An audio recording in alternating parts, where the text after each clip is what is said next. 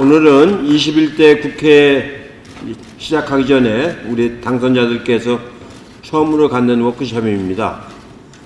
이 호텔을 저도 오랜만에 와봤습니다. 호텔 이름도 바뀌었고 시설도 많이 개량이 됐는데 더 심각한 것은 여러분들 맞이할 국회가 지금 크게 개조를 해야 된다는 겁니다. 의총장을 열 장소가 없어가지고 의총장을 준비하느라고 리모델링을 상당히 해야 되기 때문에 국회 사무처가 굉장히 고민하고 있다는 얘기를 들었습니다. 그리고 언론인들이 활동하는 프레스센터도 원래 본청 1층인가요? 거기에 있었는데 너무 좁아가지고 별도의 옛날 후생관에다가 별도로 건물을 지었습니다. 그래서 지금은 언론인들이 거기를 많이 사용하고 있습니다. 그만큼 21대 국회가 큰 변화를 가져오기 때문에 여러분들한테 기대하는 것도 매우 이제 그동안까지와는 다르리라고 봅니다. 지난 한 달 동안 보좌진들 구성하고 상임위 준비하고 여러 지역구 인사하고 하느라고 굉장히 바쁜 나날을 한 달 동안 이제 보내셨을 텐데 오늘 워크숍을 계기로 해서 이제 등원 날짜가 며칠 안 남았기 때문에 더욱 이렇게 마음을 가다듬고 준비를 잘 해야 될 것 같습니다.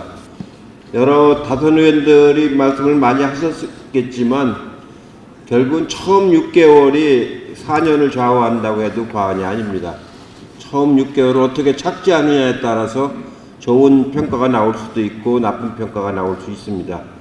처음 착지를 잘하면은 그 다음부터 조금 못해도 이해가 되는데 처음에 착지를 잘못하면 조금만 못해도 아주 미운털이 베겨가지고 어렵게 됩니다. 그래서 굉장히 바쁘시겠지만 정기국회고 하기 때문에 양쪽을 나도 최선을 다해서 다 준비를 잘 하셔가지고 정기국회에서도 좋은 성과를 내고 또 지역에서도 착지를 잘 하셔가지고 좋은 성과를 내서 이 다음 국회에서 여러분 전원이 다시 만날 수 있는 그런 좋은 성과를 내시기를 바라겠습니다. 21대 국회의 과제는 아주 명확합니다. 여러분들이 많이 겪고 있는 코로나19에 대한 경제 위기가 이제 시작되고 있습니다. 3월, 4월 들어서 실업률이 지금 올라가고 있고 휴직자들이 많이 생기고 있습니다. 또 분야마다 다르긴 합니다만 이 코로나19 경제 위기가 어디까지 언제까지 확장되고 심화될지 지금도 예측을 못합니다. 저도 전문가들 의견을 많이 자문도 들어보고 텔레비 토론도 눈여겨보고 책자도 찾아보지만 어느 누구도 확실하게 이렇게 얘기하는 사람이 없습니다. 코로나 이전과 이후로 갈라진다는 얘기까지는 다 하는데 이후에 어떻게 갈라진다는 얘기를 하는 사람은 없습니다. 예상 외로 코로나 이후에 호황을 띠는 분야도 있고 또 예상 외로 훨씬 더 악화되는 분야도 있고 그렇습니다. 집에서 실제로 여러 가지 음식 재료를 사다가 해먹는 그 수요가 많아져가지고 식품 재료를 파는 쪽은 호황으로 지금 가고 있습니다. 근데 식당은 또 거꾸로 아직도 불황을 못 벗어나고 있습니다. 그만큼 생활 양식도 많이 달라지기 때문에 이게 어디까지 파장을 미칠지 모르겠습니다. 특히 우리가 이제 여러 가지 제조업이라든가 금융업이라든가 여행업이라든가 서비스업이 많이 발달되어 있는 나라인데 우리가 발달된 영역일수록 되게 그 실업률이 높아지고 있습니다. 수출도 우리 배는 태웠는데 현지 부두에서 못 벗어나고 있는 경우가 많습니다.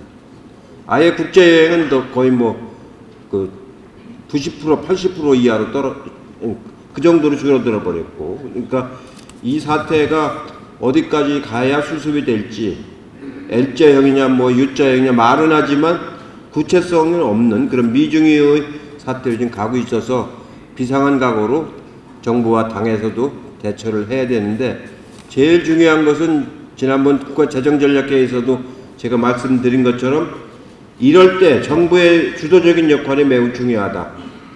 물론 입법도 그렇고 정책도 그렇고 재정도 그렇고 국가의 역할이 매우 중요하다. 이런 위기일수록 시장에만 맡겨서는 안 된다. 민간 부분에는 민간 부분에만 맡겨서는 안 되고 국가의 역할이 중요하고, 또 국가의 역할이 잘 되기 위해서는 정당과 의회의 역할이 매우 중요합니다. 의회에서 뒷받침을 해주지 못하면 국가가 할 수 있는 수단은 대단히 제한될 수밖에 없습니다.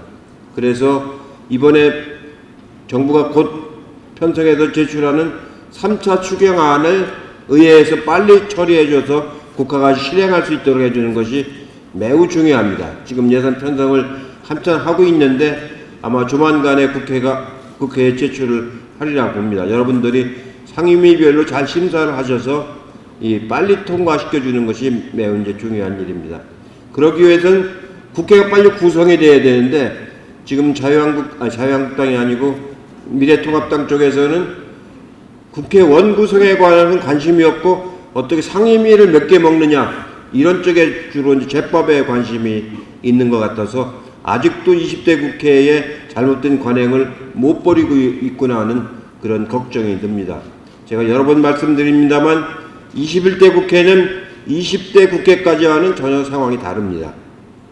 우리가 20대 국회까지는 여러 가지 발목을 잡히고 파행이 되고 하는 걸 면할 수가 없었는데, 21대 국회는 국민들이 그렇게 하지 말라는 뜻으로 국민의 명령을 내려서 굉장히 많은 다수의 의석을 우리 당한테 말하자면 성원을 해주셨는데, 그 성원에 우리가 값을 못한다고 한다면 우리가 국민들에게 내년에 가서 무슨 말씀을 드릴 수가 있겠습니까? 그래서 그 성원에 우리가 갚하기 위해서, 또 국가의 위기를 수습하기 위해서 이번 국회가 20대 국회와는 전혀 다른 국회를 해야 된다. 소위 말하자면 뭐라고 할까요? 어제도 이제 그런 뉴스가 좀 나오던데, 종래의 관행 이런 걸 따지는 국회, 이거를 해서는 안 됩니다.